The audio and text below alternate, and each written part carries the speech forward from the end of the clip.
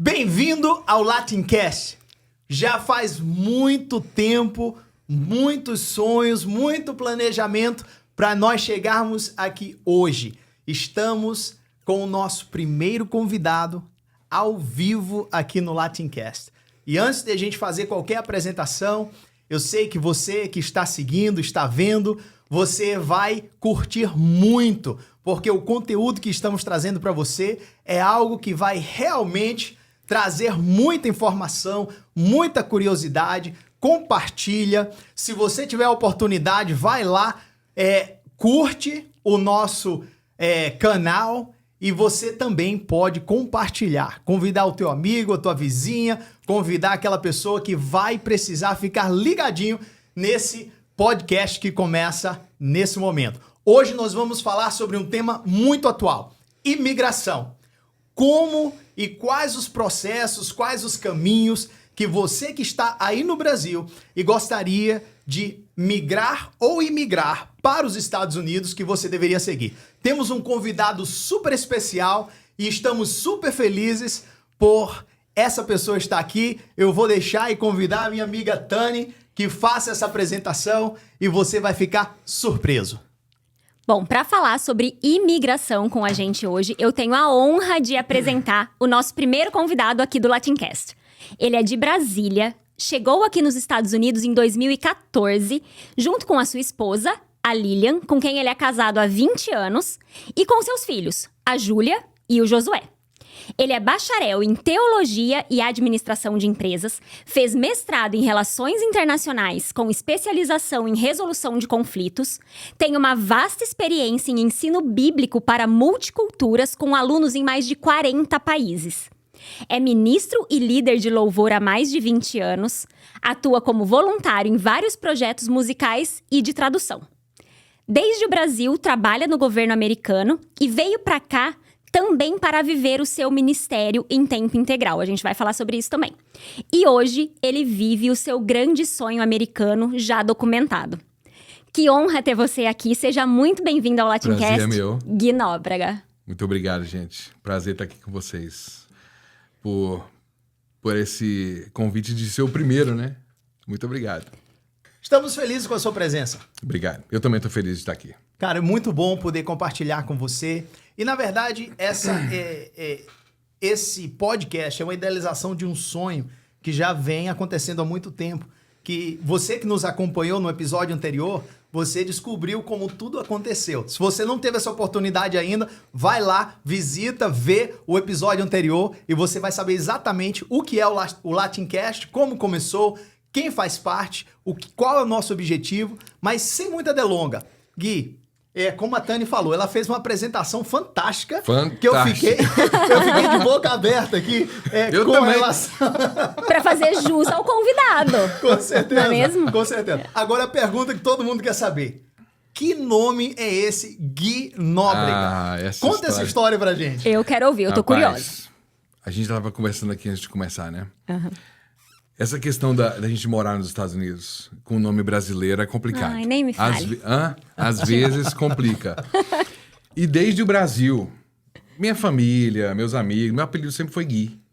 No meu trabalho, sempre trabalhando inclusive com americano. Americano não dá conta de falar Guilherme. Meu nome é Guilherme. E aí, aliás, continuou sendo no Brasil Guilherme. Mas quando eu mudei pra cá, complicou demais. Você imagina, você vai no médico. Aí o cara vai te chamar. Aí ninguém dá conta de pronunciar Guilherme. Você... Quais são os nomes que eles te chamavam? Guilherme, o que é que eles diziam? Por curiosidade. Chamava de Wilhelm... Porque eles não têm o LH, né? Uhum. Então, eles cortavam do L pro H. Guilherm. Aí, e várias outras coisas. Coisas terríveis. Coisas terríveis que às vezes eu nem... Tava chamando eu mesmo. Você entendia... E o Nóbrega? O Nóbrega. Aí saiu um pouco melhor. Mas o Nóbrega tudo bem. Sei. Nóbrega virou Nobrega. Nobrega. Ok. Mas tudo Não bem, briga, né? tá. É um brega. Aí... Agora, deixa eu te perguntar uma coisa. Isso você mudou o nome de forma legal? Sim, aí o que aconteceu? Quando você pega a cidadania americana, você pode escolher o nome que você quiser. Se eu quisesse virar João Silva, eu podia virar João Silva. Aí eu falei, rapaz, eu vou facilitar minha vida agora. Vou facilitar minha vida. Aí eu fui e cortei pra Gui. Mudei pra Gui, Nóbrega e acabou. E o Gui, eles falam numa boa. Até o Gui não fala numa boa. Eu viro Guy. É. Porque Guy é um nome que existe. É, Guy é né? um nome comum. Com Y. Eu viro Gui. A gente tava Não falando tem jeito, sobre mas isso. pelo menos não é Guilherme, que era pior ainda. Entendeu? Eu te entendo. Eu te entendo. Nós vamos ter que fazer um episódio um dia, pessoal, É verdade. sobre os nomes mais estranhos de brasileiros nos Vai. Estados Unidos. E vai dar o que falar. Eu acho que não tem pior momento de quando você faz um pedido de bebida É no Starbucks e o pessoal chama o teu nome bem alto. Não tem jeito. Já me chamaram de Gileice, já me chamaram de Glice, então eu sei exatamente como é, Gui. Mas muito obrigado. Facilitou a vida. Cara, muito obrigado por estar aqui, é muito bom. Eu vou deixar... Tani, faz a primeira pergunta. Claro. Você compartilhou comigo, tá assim, super ansiosa para fazer algumas perguntas, então... Começa. Sim, eu sei que o assunto é imigração, a gente vai falar sobre isso também. Mas antes da gente entrar nessa parte técnica, de falar sobre as opções de vistos, o que ajuda e o que atrapalha no processo imigratório, já que você atuou dentro da embaixada, né, envolvido nesse processo de aprovação de vistos lá no Brasil, então você tem profundo conhecimento nessa área. Mas antes da gente falar sobre isso, eu queria ouvir a sua história. Claro. Né? O que você fazia no Brasil, né, atuando ali na embaixada, dentro da embaixada, o que te trouxe para os Estados Unidos, como foi esse processo de transição, de legalização? Quem é o Gui Nóbrega? Cresci praticamente com a minha amada ali. A gente se conheceu quando ela tinha 10 anos, eu tinha 12. A gente cresceu junto na igreja e casamos bem cedo. Eu tinha 19 anos, ela tinha 17. E eu senti que eu tinha um chamado para sair de lá do Brasil. E durante alguns anos eu fiz algumas tentativas, entrei em contato com algumas pessoas, fiz algumas viagens para cá. Tinha um desejo de vir para cá, desde pequeno. E um dia, Deus me chamou. Eu recebi um convite de um pastor para poder trabalhar com ele numa igreja aqui. Senti que era o momento certo. A gente sente paz, né? Quando a coisa dá certo. Conversei com a Lilian e a gente decidiu.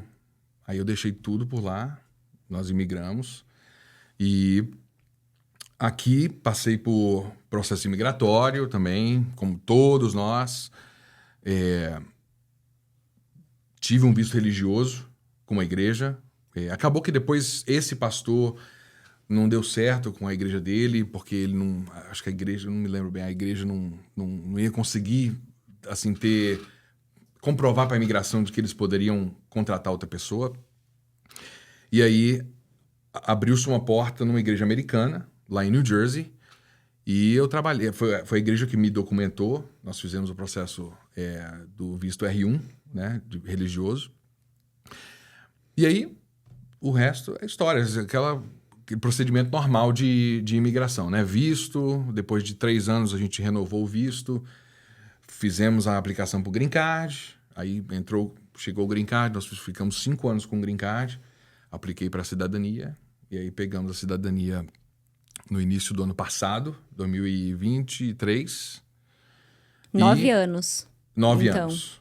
Entre 9 chegar Que legal. e se tornar cidadão. Sim, 9 anos, exatamente. O processo é árduo, como todos nós sabemos. E peguei minha cidadania e agora estamos aí. Felizes e, como você disse, vivendo o sonho americano, né? Ai, que legal. Que ano foi, Gui, que você imigrou do Brasil para cá? 2014. 2014. 2014. Eu lembro que a gente passou por um processo similar também. Não com relação até essa questão de mudar o nome. Eu também fiz isso na minha cerimônia de cidadania, né? Tem até uma história que depois a gente compartilha, não vem ao caso agora, mas é interessante de ver que o processo é normal para todo mundo. Todo mundo passa pelos mesmos caminhos. Inclusive, essa esse foi um ponto que me chamou muito a atenção na história dele. Porque quando ele falou, ok, eu trabalhava na embaixada, com visto, no governo. Falei, não, foi o que trouxe ele pra cá. Quando a gente começou a conversar, que ele falou que ele veio pelo visto religioso, eu falei, caramba, eu não imaginava. Na verdade, eu nem sabia que existia esse visto R, né? Que você mencionou, que foi o caminho pelo qual você chegou aqui nos Estados Unidos. Que bacana. Muito interessante é que, sim, quando você trabalha no governo americano lá, na embaixada, depois de 20 anos de serviço, você pode solicitar o seu green card. E eles, né, aí passa por um comitê, tem que ser aprovado, tudo certinho, mas é um caminho praticamente, tipo assim, fácil de aprovar, né? Você passou 20 anos lá, dando seu sangue, trabalhando para o governo e fazendo um bom trabalho, eles aprovam. Eu conheço muita gente que está aqui hoje por causa de ter trabalhado na embaixada durante mais de 20 anos. Uma curiosidade, é difícil trabalhar na embaixada americana no Brasil? Olha, eu vou te falar uma coisa. Eu não creio que seja difícil. Porque, sabe por quê? Porque vive tendo vaga aberta. Você que está no Brasil, dá uma olhada no site da Embaixada Americana, no Instagram. Sempre está tendo vaga para trabalhar na embaixada, nos consulados no Rio de Janeiro, São Paulo, Recife. Agora, tem que ter os requisitos, né? Requisito número 1, falar inglês. Tem que falar inglês. Para a maioria das vagas, né? Para a maioria, tem vaga que você não precisa, dependendo do tipo de trabalho que você vai fazer, não precisa falar porque o nível de inglês. Você fez mestrado em Relações Internacionais. Isso. Certo? Esse eu já fiz aqui. Ah, entendi. É. Então, quando você começou a trabalhar lá... Eu tava... 2014 eu tava... Não, eu tava na faculdade... Eu tinha acabado de formar... Não, eu tava na faculdade. Tava fazendo ainda administração. E já trabalhava E aí na já embaixada. trabalhava, Porque eu entrei no Citibank na época. Lembra do Citibank lá no Brasil? Sim. O Citibank tinha uma agência dentro da embaixada. Então eu fui contratado pelo Citibank para trabalhar dentro da embaixada. E dali do Citibank eu comecei a aplicar para as vagas lá dentro e eventualmente consegui uma. Mas na época eu não tinha experiência de banco, de nada. Eu tinha acabado de casar, inclusive, né? A gente acabou foi em 2004. 2003 eu tinha casado.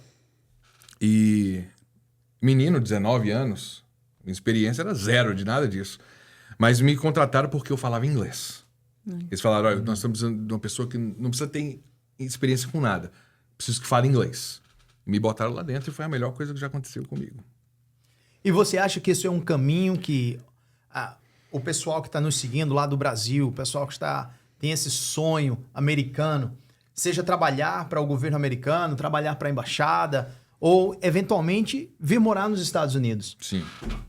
Você acha que, se você pudesse dar um conselho para o Gui de 19 anos, né? Voltar atrás, presta atenção nisso. Qual seria o conselho que você daria para esse pessoal? Olha, no meu caso, eu posso falar pelo que eu vivi. E ter trabalhado na embaixada, eu adorava trabalhar lá. A única razão pela qual eu saí de lá foi porque abriu-se uma porta aqui, né? E era o momento da gente imigrar, porque a gente estava pensando nisso. Mas trabalhar para o governo americano sempre foi muito gostoso. Era uma mãe para nós, os benefícios eram excelentes.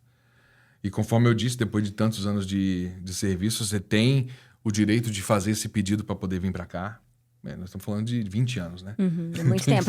É uma carreira inteira dentro da embaixada. Não é para você que quer vir para cá agora. Mas foi uma excelente carreira que eu adorava. Eu adorava. Muito bem. Mas vamos entrar agora no tema real. Sim. Imigração. A gente está tentando decifrar, entender como funciona essa imigração.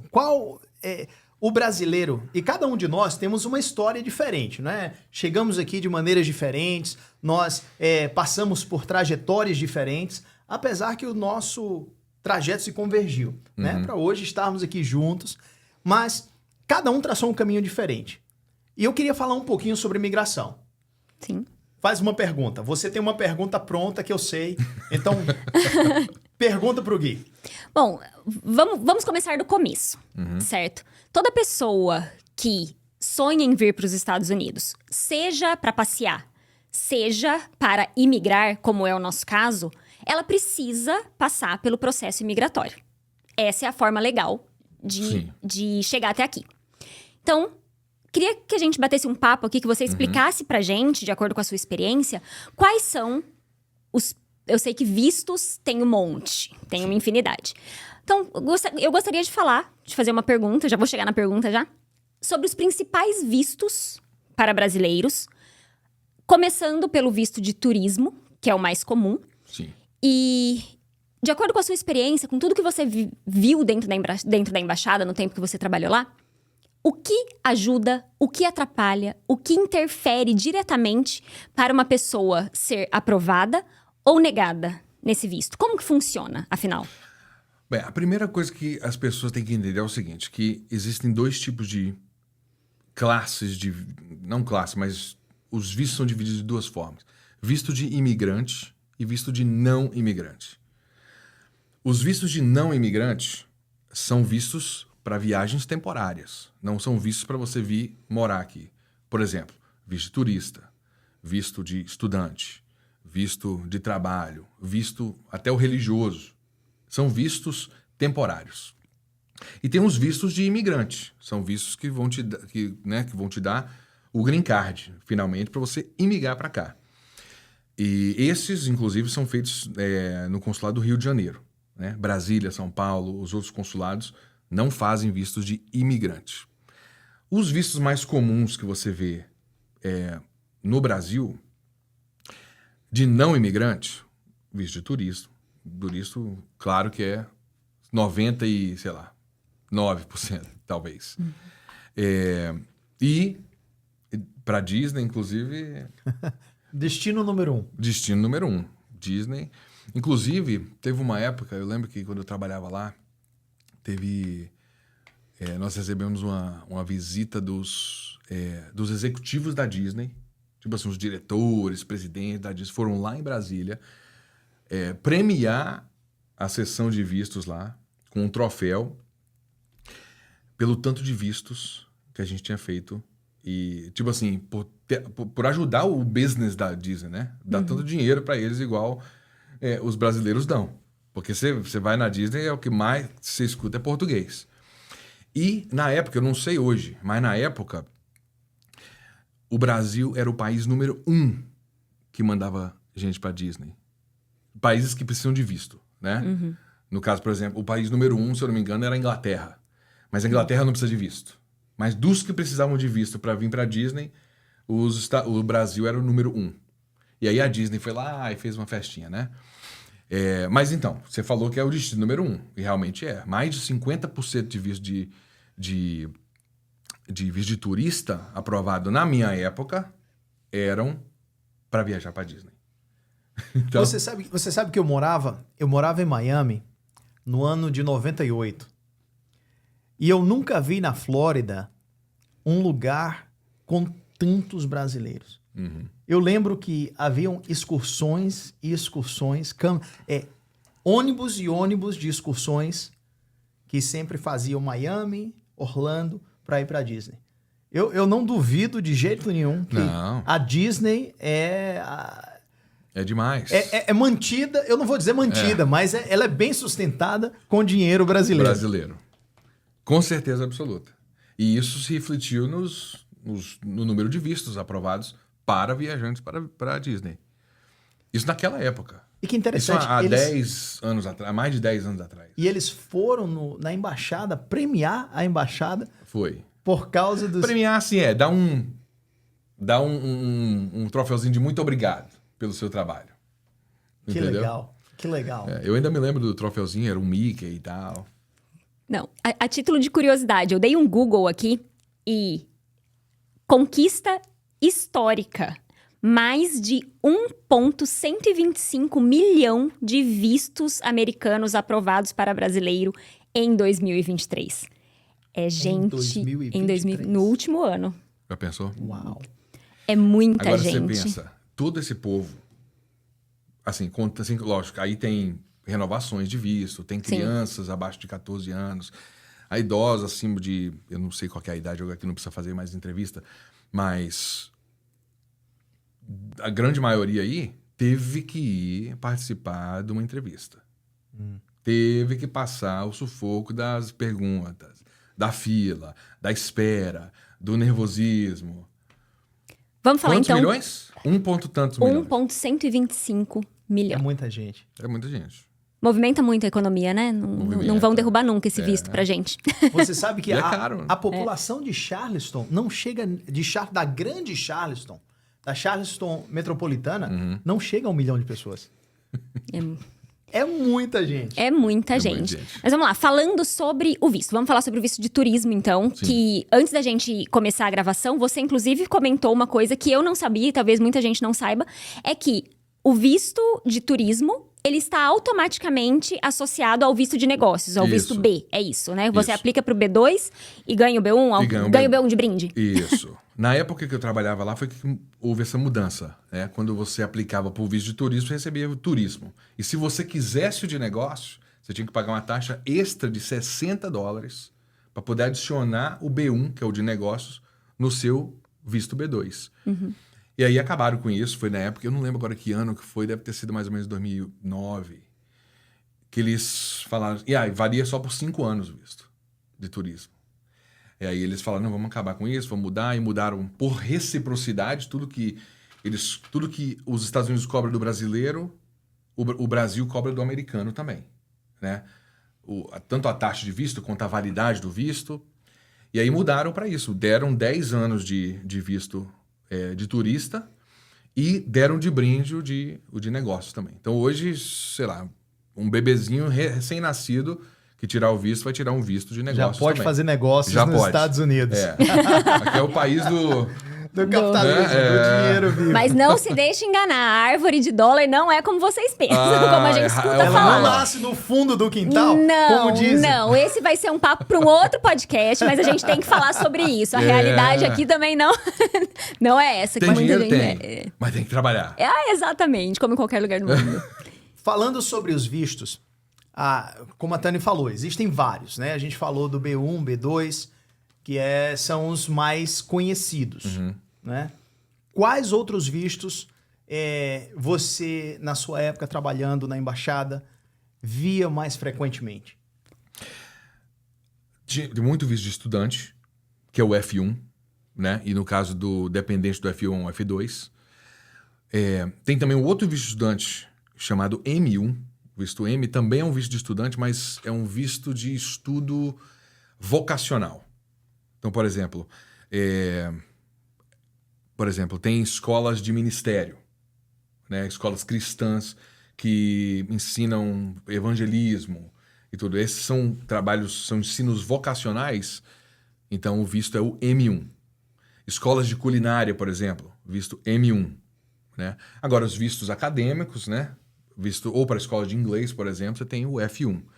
Né? Se você quiser vir fazer uma faculdade, aqui é F1. Visto de trabalho, conforme você tinha citado, o visto H1B, visto L1. Visto H1B é quando você é contratado por uma empresa diretamente. Visto L1, normalmente é transferência ou uma abertura de filial de uma empresa no Brasil, abrindo uma filial aqui e te mandando para cá, através da empresa. Ou seja, você já trabalha em uma multinacional Isso. que tem a unidade ou que está abrindo uma unidade aqui nos Estados Unidos E ele e aí te envia pra cá. te envia para cá. Isso, Essa é a normalmente é com diferença L1A. entre o H e o L. E o L, Entendi. exatamente. Você tinha citado também o visto O, que é um visto de habilidades especiais, se eu não me engano. Aí você tem que comprovar certos critérios. Sei lá, acho que são de 10 critérios que eles te dão. Eles falam, você tem 10 critérios aqui, você tem que ter 3 ou 4 deles. Se você comprovar que você tem esses 4 critérios, aí variam de premiação na sua área. Se você tem, sei lá, um Grammy, um Oscar, sabe? Esse tipo de premiação grande. Se você é reconhecido na sua área, se você já deu entrevista para televisão, para revista e tudo, você faz esse pacote com um advogado, normalmente, e faz esse pedido do visto O. Mas essa questão do advogado, você citou uma coisa que é muito importante. Aqui nos Estados Unidos, é muito comum você contratar um advogado Sim. para tentar mudar o seu status. Né? Mas isso também se aplica no Brasil? Quando você está no Brasil aplicando para esses vistos, é necessário contratar um advogado ou é algo que você vai direto no consulado ou na embaixada e tenta aplicar sozinho? Não, porque tem certos vistos, por exemplo, o visto religioso, até o visto de estudante, o processo deles começa nos Estados Unidos. O de estudante, por exemplo, você precisa ser, como é que chama? Registrado, matriculado na escola de inglês ou na faculdade que você está primeiro. Eles vão emitir, depois que eles fazem toda a investigação, se você pode, se você não pode, se você fala inglês, se você não fala, todos os requisitos daquele curso. Depois que você tem esses requisitos, eles vão emitir aquele documento que todo mundo conhece do I-20. Depois que esse I-20 é emitido, aqui nos Estados Unidos é que você vai lá no consulado no Brasil, ou na embaixada, e tira o seu visto. Né? Ou seja, o processo começa aqui. No caso do visto, por exemplo, visto O, habilidades especiais, desculpa. Visto P, que é um visto de atleta, né? Para quem joga futebol, para quem joga esses esportes, vai vir trabalhar em algum time daqui, nessa área do esporte aqui, ou o visto H1B, ou o visto L, tudo isso começa aqui nos Estados Unidos. E normalmente com um advogado. Mas esse advogado, normalmente, é o advogado da empresa que está te contratando. Não é você que vai sair correndo do advogado e falar assim, olha, eu preciso de um visto H1B, eu preciso de um visto... Não, seu contato é com a empresa, Entendi. e a empresa vai entrar em contato com o advogado dela e dizer assim, olha, eu estou contratando esse camarada do Brasil e eu preciso fazer o processo dele. Aí o advogado entra. Entendeu? Então, os processos do Brasil necessitam de advogado? Alguns, sim. Mas esse advogado é da empresa que está te contratando. Entendi. Entendeu? Agora deixa eu te dar o exemplo. Digamos que eu estou no Brasil, estou com a minha família no Brasil e estou cansado de morar no Brasil. Certo?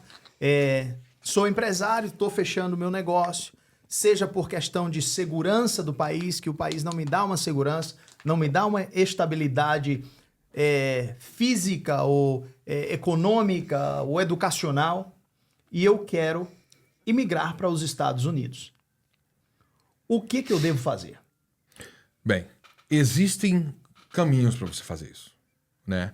E os caminhos são mais limitados para quem quer mudar para os Estados Unidos e imigrar de vez para os Estados Unidos.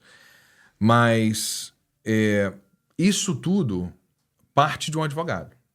Você tem que entrar em contato com um advogado aqui e ver as suas possibilidades, né? Existem caminhos, igual a gente falou sobre, por exemplo, tem gente, eu conheço uma amiga minha, inclusive, né, lá na igreja, que ela conheceu o namorado dela no Brasil, ele morava aqui, ela lá. Ela tinha um visto de turista. Ela poderia ter muito bem pegado o visto de turista dela, vindo pra cá, ficado ilegal aqui, fora de status, e casado com ele, depois arrumado o processo. Mas não. Ele era americano. Ele é americano. E ela brasileira com visto de turista. Mas ela resolveu fazer a coisa certa, que foi o quê? Passar por um processo imigratório com visto de noiva. Que é o visto K. Que é o visto K. Entendi. Né? Então, assim, existem processos, né? E às vezes os processos são chatos, custam dinheiro, mas a minha orientação é que as pessoas busquem a orientação certa de um advogado, de uma pessoa que entenda disso, e façam essa investigação, esse planejamento. Não é uma imigração para cá, não é uma coisa que acontece da noite pro dia. Me deu vontade de mudar e eu vou embora. Não funciona assim. Até porque se você tentar... vamos supor que você tem o visto, vai chegar aqui, resolveu vir com o seu visto de turista e ficar por aqui. Uma hora as coisas vão começar a apertar para você. Né? Por mais que tenha muita gente que viva aqui assim, não é tão simples assim. Né? Todos nós conhecemos gente que vive assim e tem muita limitação. Né? Então, não é uma coisa que acontece da noite pro dia. Eu sempre oriento, primeiro de tudo, aprenda inglês. Você quer vir pra cá? O mínimo. Você quer vir pra cá, cara? Faz Tanta gente diferença. que eu conheço É verdade. aqui que poderiam estar bem melhores, mas porque são limitados no inglês? É ou não é verdade? Com certeza. 100%. Então, primeiro de tudo, planeje-se. Aprenda a minha língua. Sabe, faz um curso de inglês, procura um... Hoje o que mais tem aí é vídeo no YouTube, é pessoa que dá aula pelo Instagram, sabe, dicas de tudo quanto é tipo de jeito. Não tem desculpa para quem não quer aprender inglês. Segunda coisa, planejamento de documentação. Você precisa ter a sua documentação aqui, senão tem uma hora a coisa aperta e você começa a não conseguir dar os passos que você tinha planejado. Entendeu? Planeje qual que é o caminho que você vai seguir. Qual o caminho migratório que pode te dar essa realização desse seu sonho, desse projeto? Né? Eu fiz assim. Eu sonhei sempre, desde que a gente era criança, né, que a gente se conhecia, eu pensava em vir para os Estados Unidos. Não foi uma coisa que eu decidi porque eu trabalhava na embaixada e falei, eu vou embora. Não. Eu planejei durante anos aquilo. E conforme eu falei para vocês aqui no começo, eu tive algumas outras oportunidades antes de 2014, mas foram oportunidades que eu vi que a porta estava aberta, mas não era a porta que eu queria entrar. Porque tinha... Sabe quando você sabe que aquela porta não é a porta ainda? Então, resumindo, planeje, faça um planejamento e aprenda inglês. Super legal você falar isso, até abrindo um parênteses aqui, porque realmente vale o alerta. Os Estados Unidos é um lugar realmente maravilhoso para se viver. Mas imigrar não é fácil. Com planejamento, se organizando e calculando, digamos assim, todos os riscos, já é difícil. Então, se você realmente tem esse desejo, se você seja vindo sozinho ou se for vir com a família, planejamento dobrado, triplicado, dependendo, né? Quadruplicado, dependendo da quantidade de filhos. Então, vale a pena. Porque mesmo se planejando, se organizando previamente, existem muitas coisas que podem escapar por entre os dedos na hora que a gente chega aqui. Sim. E tornar a adaptação mais difícil. Claro. Né? Então, se planeje. E conforme a pergunta do Gleice, às vezes as pessoas entram na agonia, né? De a coisa não está acontecendo no Brasil. E a economia, ou não sei o quê. E fica na agonia e quer que as coisas aconteçam da noite pro dia, mas, infelizmente, esse tipo de decisão é a decisão que vai custar caro depois, né? Deixa eu te fazer uma pergunta. O cenário, eu te coloquei um cenário, né? E planejamento é a chave. Planejamento antecipado, eu acho que até um planejamento financeiro, um planejamento de logística, de escola de crianças, um planejamento de saúde, né? Seguro de saúde. A gente sabe que não é barato o seguro de saúde aqui nos Estados Unidos. Aonde eu vou morar, com quanto dinheiro eu vou precisar chegar para me estabelecer, para onde eu vou viver. Então, existe uma logística muito grande de pesquisa. Mas digamos que eu consegui fazer tudo isso. E agora eu descobri o meu caminho, eu sei o tipo de visto. Eu sempre tive curiosidade e hoje eu vou matar a minha curiosidade de saber como pensa o cônsul americano quando ele vai dar o visto. Né? Às vezes eu fico até pensando, será que é como o cara que fez tudo certinho na vida e o que fez tudo errado na vida, na hora do julgamento, será que ele vai receber? Como é que ele pensa? Qual é o critério do consulado, da embaixada, quando você vai para a entrevista e você chega lá com os seus papéis, você tem tudo pronto, e você coloca, e o agente, o representante do governo americano olha para você e fala...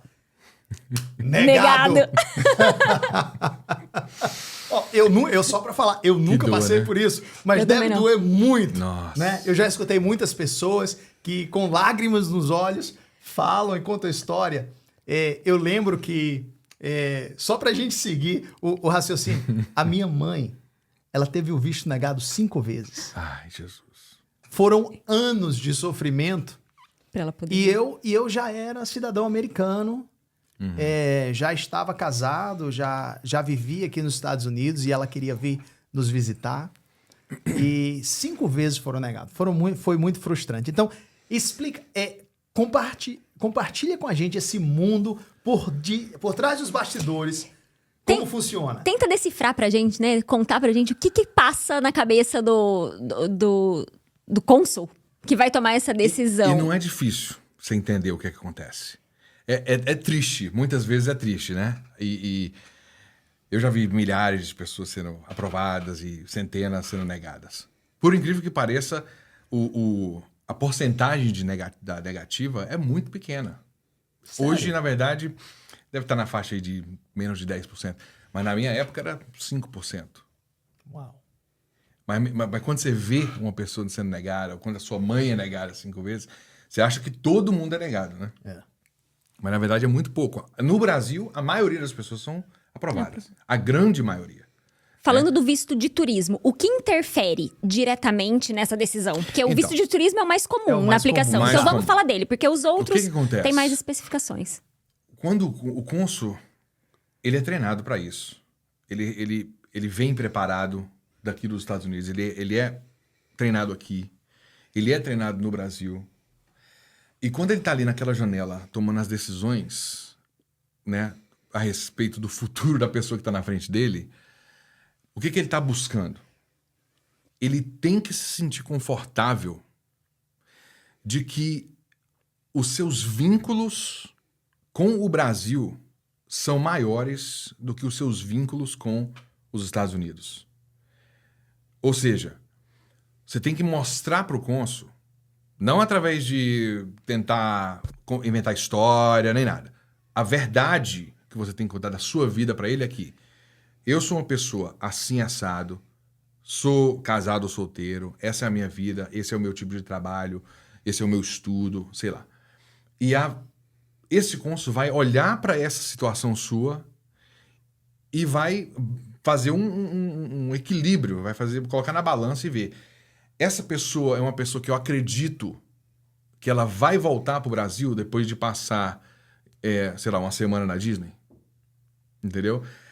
A situação do Brasil hoje, porque também tem a situação do país, né? Situação do Brasil hoje é uma situação que segura as pessoas aqui?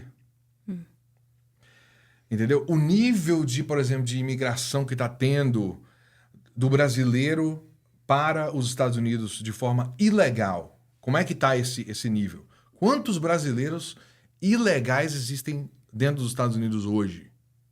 Tudo isso está na cabeça dele. Entendeu? Então pode ser que a decisão que ele toma hoje seja diferente da decisão que ele vai tomar o ano que vem. Interessante. Entendi essa parte. Agora, você comentou sobre esse equilíbrio entre Sim. o que liga essa pessoa ao Brasil e o que liga essa pessoa aos Estados Unidos. Pensando no caso da mãe do Gleice, por exemplo. Faz diferença colocar a informação no formulário de aplicação para um visto de turismo que você tem uma pessoa aqui? Ainda que seja legal ou ilegal, pode interferir Essa é uma na hora excelente de pergunta. fazer... Eu acho que sim. esse- Interfere. Interfere, claro. Então, é melhor não colocar. Mas aí seria mentira. Entendi. E aí você tá mentindo pra Entendeu? imigração. Você não pode mentir naquele formulário. Entendi. Entendeu? Por isso que tem aquelas perguntas no final lá todas de segurança.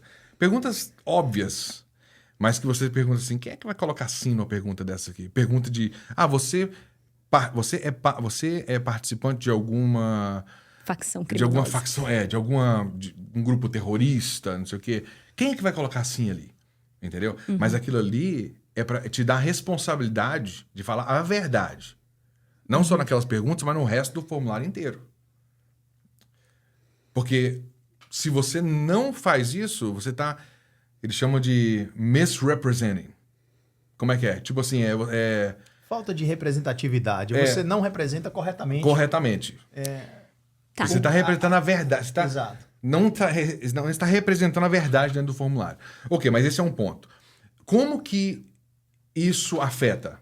E no caso da mãe do Gleice, eu imagino que deve ter afetado. Por quê? Porque na hora que esse cônsul olhou... os 5 cônsuls que olharam, que com certeza foram diferentes, os 5, eles olharam e falaram assim, decidiram, a decisão é deles, pessoal. Eu decidi, na minha cabeça aqui agora, baseado nas informações que eu tenho, baseado, no caso do 5º cônsul, baseado nas informações dos outros 4, que ele também tem acesso. Ele decidiu que os vínculos que a senhora Gleice tem com os Estados Unidos são maiores do que ela tem com o Brasil. Com o Brasil. Interessante. O fato de você estar aqui pesou. Pesou. Ilegal ou americano. Não interessa o seu status imigratório. Então, tudo isso... A sua presença aqui é que pesou. Entendi. Agora, tudo isso, ele tem que decidir em 1 minuto. Pensa aí. Cara, mas Porque tudo isso depois tá de você, passando tem na mais mente dele. 150 pessoas na fila. Então é muito rápido. Eu tenho uma curiosidade também. Você fala, é tudo muito rápido, mas ali durante o processo de visto, né, que tem a janelinha e tudo mais, algumas pessoas são levadas pra salinha. Eu não sei se você pode falar, é uma pergunta totalmente de Sim, alguém claro. leiga. Mas Não, assim, por não. que existe essa segunda etapa? Tipo, nem sim, nem não. Vamos ali pra gente conversar A mais um segunda pouquinho. O que etapa- acontece?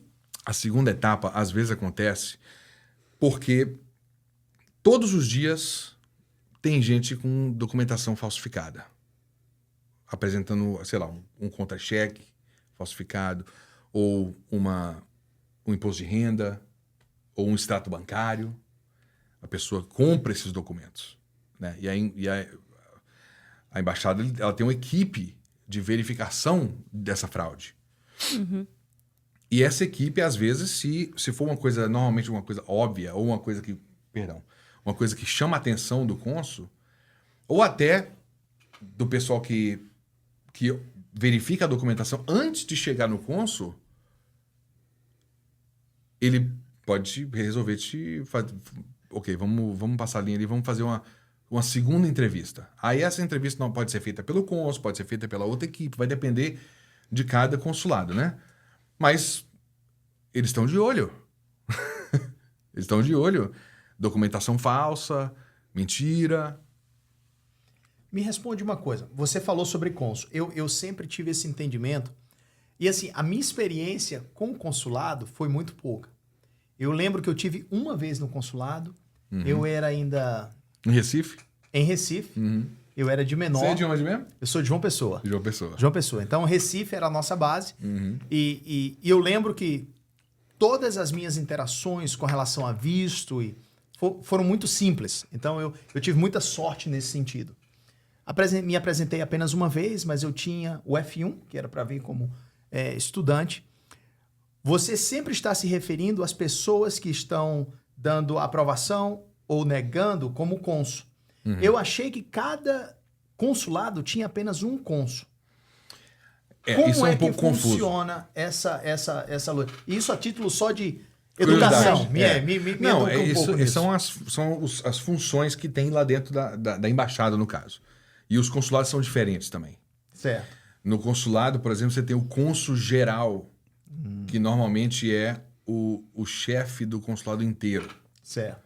Porque ele é o cônsul, ele é o chefe do consulado, e não só da seção de vistos do consulado. Porque ali dentro do consulado você tem várias outros departamentos. Certo. No caso da embaixada, a gente tinha o cônsul geral, que respondia direto para o embaixador. O embaixador ele é o chefão, representante número 1 do governo americano para a missão Brasil inteira. Então, para todos os consulados que estão no Brasil. Na seção consular, que era a seção de visto, você tinha o cônsul geral, você tinha o cônsul, que era o chefe da seção inteira, e você tinha os vice-cônsuls. Esses vice-cônsuls são esses que estão na janela ali, fazendo as entrevistas. Todos eles são representantes do governo americano e têm autorização, a autoridade do presidente, inclusive, assinada pelo presidente para tomar esse tipo de decisão. Mas essa é a função deles. Ali são vice-cônsuls, na verdade. Pode ser que o cônsul esteja ali um dia fazendo entrevista, pode ser que o cônsul geral, eu já tive cônsul geral fazendo entrevista em momentos de crise, a gente estava tendo que fazer muito visto ao mesmo tempo, a gente estava fazendo entrevista até dia de sábado. Então, essas são as funções. Agora, uma coisa que eu lembrei aqui, Tani, que eu ia falar, quando você fez a pergunta, eu achei que você fosse perguntar existe, porque tem muita gente que pergunta isso, existe uma cota? Tipo assim, eles têm que... É verdade. Muita É uma gente boa pergunta pergunta, isso. gente. Não tinha... Existe uma cota? Existe uma cota, tipo assim, o cônsul, ele faz 100 entrevistas, ele tem que negar 10? Ele tem que negar um número? E a resposta é não. É Entendi. óbvio que não. O que determina, igual eu falei no começo, o que determina a taxa de negativa é o país, a situação das pessoas naquele... Entendeu? Tem país, por exemplo, você vai em países da África, que são mais pobres, com mais necessidade, as pessoas não têm muita condição de viajar, de fazer turismo. Lógico que a taxa de negativa lá é maior do que a taxa de aprovação. Mas não é o caso do Brasil. O Brasil já é um país mais desenvolvido, que tem... Então, varia no mundo inteiro essa taxa. Não tem cota. Vamos descobrir uma outra coisa que a gente escuta falar muito agora, que eu lembrei, que eu acho que vale a pergunta. Ok, existem fatores externos, alheios a nós, que dependem da situação do país, como você acabou de falar. E a gente escuta muito dizer também que o seu comportamento ali na fila, enquanto você está esperando para chegar e falar com o cônsul, também pode interferir na decisão positiva ou negativa da aprovação do seu visto. É verdade? Mito Isso ou pode realidade? É, mito ou verdade? Tem que fazer esse quadro agora. Mito ou realidade? Mito ou realidade? Claro que sim. Claro que afeta. Mas por que afeta? Não é a roupa que a pessoa está vestindo. Não é... É a realidade da pessoa naquele momento. Tem gente que, infelizmente, tem dificuldade de se comportar numa situação dessa. Tem gente que fica nervosa, tem gente que treme. E infelizmente, a verdade é que esse tipo de comportamento causa um desconforto na pessoa que está tomando a decisão.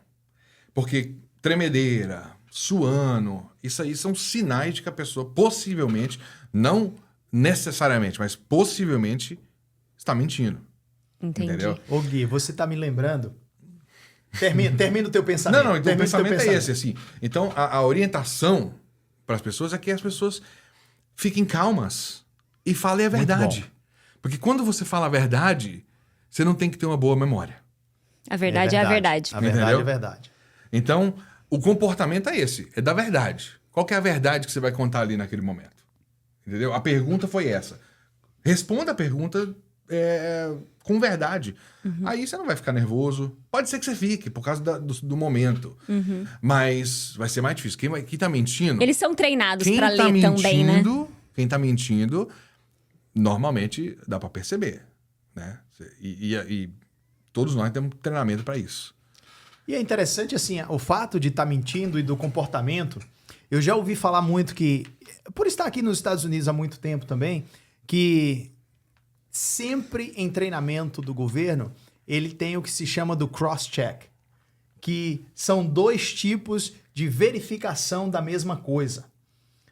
Por exemplo, você faz as perguntas e você volta a repetir as mesmas perguntas para se assegurar que as respostas coincidem. Sim. Justamente para evitar a mentira. Porque se você está mentindo, então você termina falando a mentira em uma das vezes. Se eu continuar te perguntando todas as vezes, qual é o seu nome? Qual é o seu nome? Qual é o seu nome? Você cansa de dizer, poxa, meu nome é tal. Mas é o cross-check, é se assegurando que você não está falando algo que não é verdade. Sim. Então eu imagino que também deve ser uma tática. Conta até uma história. Eu imagino. Então conta, compartilha. Já deixou todo mundo curioso? Exato, agora eu quero saber. Agora, é o seguinte, respondendo a tua pergunta.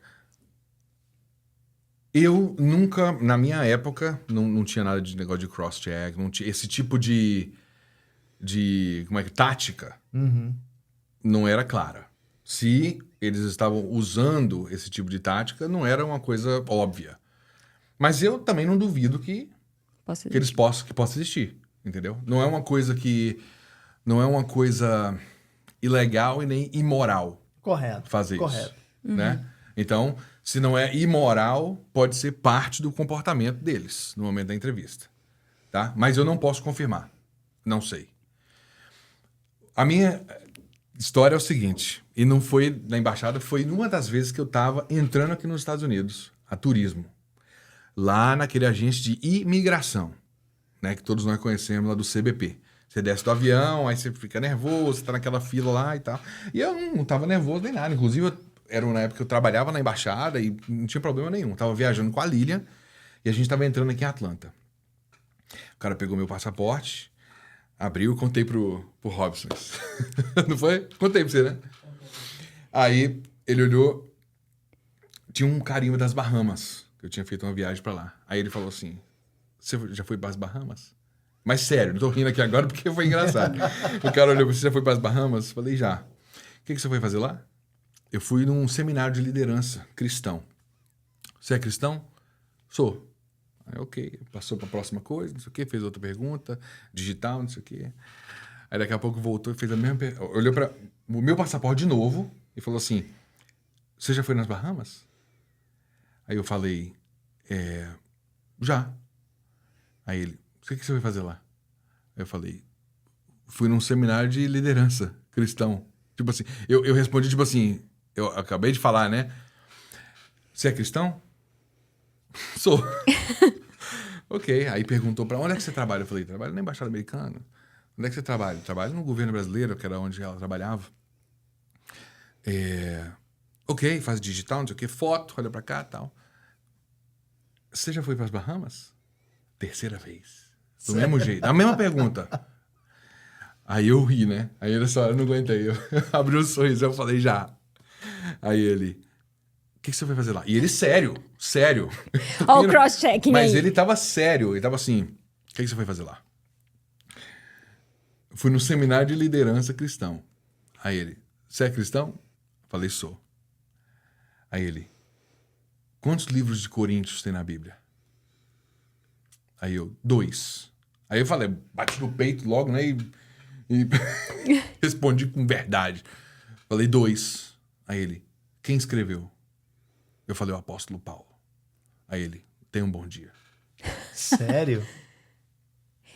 Aproveitando esse gancho, uma curiosidade. Porque, ok, todo processo de vinda para os Estados Unidos começa, então, lá no Brasil, você fazendo a aplicação e tendo seu visto aprovado. Porém, quando você desembarca aqui, você ainda tem que passar pela imigração. Sim. E eu não sei se você tem experiência, se você sabe de dados a respeito disso. Mas ter o visto aprovado é uma garantia de que você vai entrar no país? Não. Ou você chegando aqui na fila da imigração, você pode cair e ser deportado? Pode. Porque são 2 departamentos diferentes, né? Lá, a embaixada e os consulados, eles são uma vertente, são um braço do Departamento de Estado americano, que é como se fosse o Itamaraty lá no Brasil.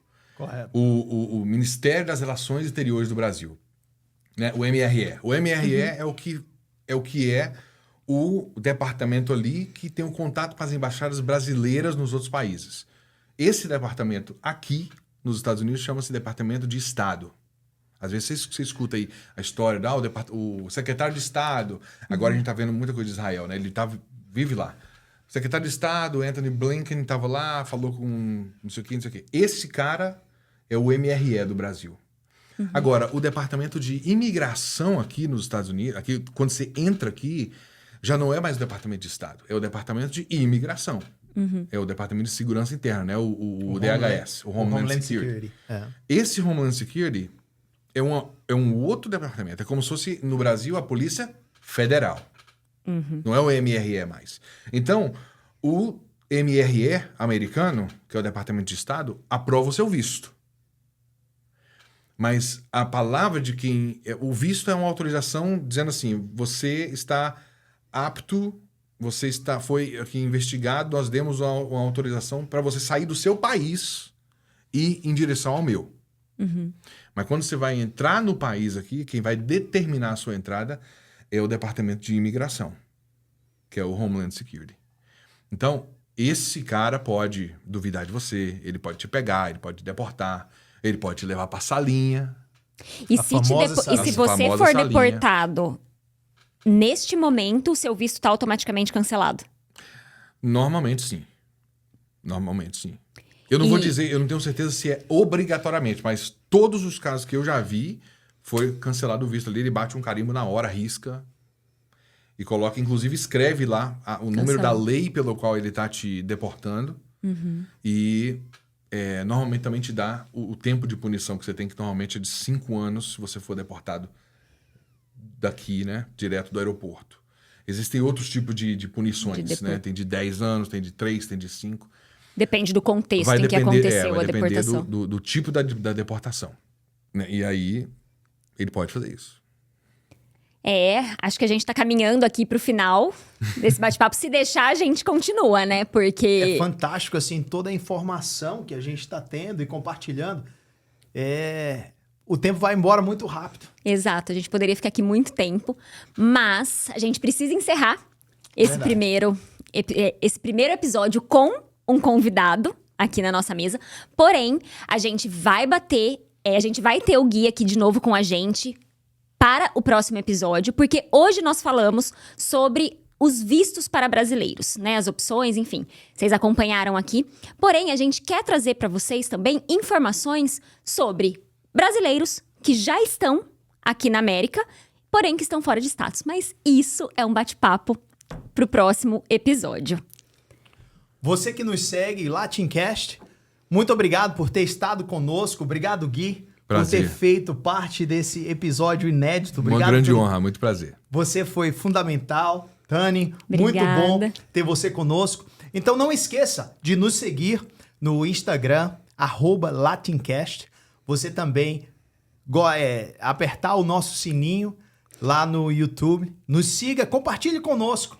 Inscreva-se no canal. Sempre quis falar isso. Ai, gente, Então vai que lá, emoção. fala você. Inscreva-se no canal. Clica aqui, acompanha a gente, porque a gente tá muito feliz em tirar esse projeto do papel. E o pessoal sempre fala, faz aqui em cima, aqui embaixo, aqui do lado. A em gente vai qualquer ficar canto bom. na Clica tela, aqui. você vai clicar. Mas segue a gente, compartilha. Queremos que você nos acompanhe. Vamos estar compartilhando muitos assuntos pertinentes a você que mora aqui nos Estados Unidos, apesar de nós termos falado de você que mora no Brasil. Nós queríamos enfatizar que você também faz parte desse canal. Exatamente. Até a próxima e a gente conta com você. Isso aí, acompanha a gente e, claro, Gui, compartilha com a gente, pessoal que quer tirar mais algumas dúvidas. Você comentou que você está aberto. Aqui é Sim. todo mundo que queira entender um pouco mais sobre isso, que você está à disposição. Qual é o seu Instagram? Como que as pessoas Claro. fazem para falar com você? Pode entrar em contato comigo no Instagram, meu arroba... Eu mudei esses dias, meu arroba é o _Gui.Nóbrega_. Então, _, que é aquele de baixo, Gui... É o nosso underline. É o underline. É. Underline, desculpa. Underline, Gui.Nóbrega, underline. Acompanhe a gente. Te vemos no próximo episódio. Um forte abraço.